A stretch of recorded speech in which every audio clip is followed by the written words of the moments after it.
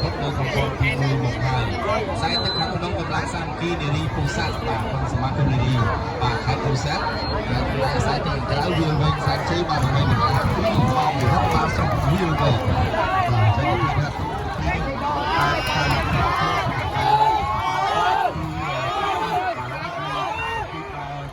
ទី2ហើយបាទហើយឃើញថាបាទពីទី2បានបងប្អូនទាំងបាទចឹងគឺសម្រាប់គូទី3នេះបាទដោយសេចក្ដីថ្លែងការណ៍របស់សាមគ្គីនារីពោធិ៍សាត់មកពីសមាគមនារីខេត្ត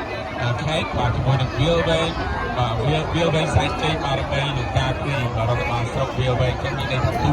បាទគ្រប់ស្រុក